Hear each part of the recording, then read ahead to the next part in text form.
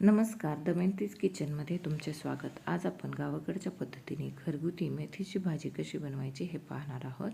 तर ही भाजी करायला अगदी सोपी आहे, झटपट होते आणि तुम्ही ही मुलांच्या डब्यासाठी किंवा भाकरीसोबत खायलाही बनवू शकता। तर सर्वप्रथम आपल्याला एका कढईमध्ये 2 चमचे तेल घ्यायचे। नंतर या तेलामध्ये आपल्याला 7-8 पाकळ्या लसूण ठेचून घालायचे। लसूण ठेचून घातल्याने भाजीची चव आणखी वाढते।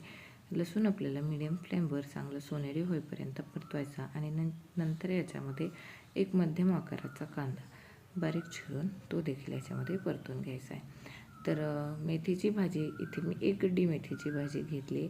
भाजी व्यवस्थित निसून स्वच्छ धुवून घ्यायची 2-3 पाण्याने, कारण की या दिवसांमध्ये मेथीच्या भाजीला कधी कधी खाली माती लागलेली असते। तर मेथीची भाजी निसून घेतल्यावरती 2-3 पाण्याने स्वच्छ धुवून घ्या। तर कांदा आपल्याला व्यवस्थित परतलेला आहे, चांगला मऊ झाला आहे। आता आपण याच्यामध्ये निसून घेतलेली मेथी घालू। तर इथे मी भाजी निवडतानाची स्टेप दाखवली नाही, तुम्ही ती करून घ्या।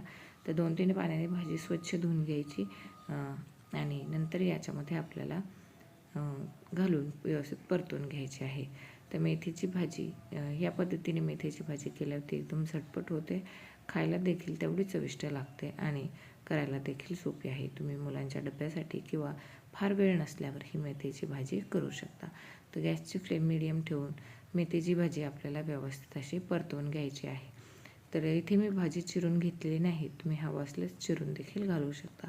तर खालीवर करत मेथीची भाजी 2-3 मिनटं चांगली मऊ होईपर्यंत परतवायची। तर आता आपल्याला या मेथीमध्ये चवीनुसार मीठ घालायचं आहे।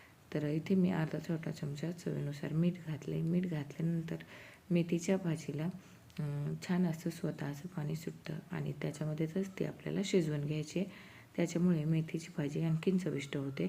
वेगळं आपल्याला याच्यामध्ये पाणी घालायचं नाही। मेथीची भाजी स्वच्छ धुवून घेतलेली असते तेव्हा ती थोडी ओलसरच असते आणि मीठ घातल्यानंतर भाजीला आणखीन पाणी सुटतं। त्याच्यामुळे भाजीला शिजण्यासाठी वेगळं असं पाणी घालण्याची गरज नाही। भाजी अशीच आहे त्या पाण्यामध्ये शिजते। तर मेथीची भाजी मीडियम फ्लेमवर खालीवर करत आपल्याला मऊ होईपर्यंत परतवायची। तर पहा, मेथीच्या भाजीला स्वतःचं पाणी सुटलेलं आहे आणि याच पाण्यात मेथीची भाजी शिजते। आपल्याला वेगळं याच्यामध्ये पाणी घालण्याची गरज नाही। तर आता हे पाणी थोडं आटेपर्यंत आणि मेथीची भाजी आपली पूर्ण व्यवस्थित त्याच्या दांडेही शिजेपर्यंत लो फ्लेमवर शिजवून घ्यायची। तर आपण याला 4-5 मिनटं शिजवून घेतलं।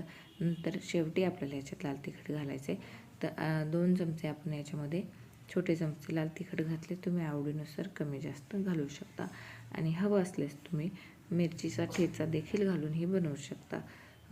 तर इथे मी लाल तिखट घातलेलं आहे। पावसाळ्यामध्ये मेथीची भाजी अगदी स्वच्छ अशी निवडून घ्या, कारण की मेथीच्या भाजीमध्ये कधी कधी पावसाच्या पाण्यामुळे किडे वगैरे पण असतात। तर स्वच्छ निवडून निसून घ्यायची आहे। 2-3 पाण्याने स्वच्छ धुवायची। तर आणि आता आपल्याला मेथीच्या भाजीमध्ये भाजलेल्या शेंगदाण्याचा जाडसर असा कूट घालायचा। याने मेथीला कडवट चव राहत नाही, ती खायला चविष्ट होते आणि मेथी खूप जास्त आपल्याला परतवायची नाही तर मेथी कडू होते। भाजी खूप जास्तही बारीक चिरायची नाही, त्याने देखील मेथी कडू होते। तर या 2 टिप्स फॉलो करा ज्याने मेथीची भाजी कडू होत नाही। तर आता भाजलेल्या शेंगदाण्याचा कूट घालून ही आपल्याला आणखीन 1-2 मिनटं परतवायची। याच्यामधलं पाणी सगळं आटलेलं आहे आणि भाजी व्यवस्थित शिजलेली आहे। तर या पद्धतीने ही एकदम झटपट तयार होते। डब्यासाठी करायला अगदी सोपी अशी रेसिपी आहे आणि भाकरीसोबतही खूप छान लागते।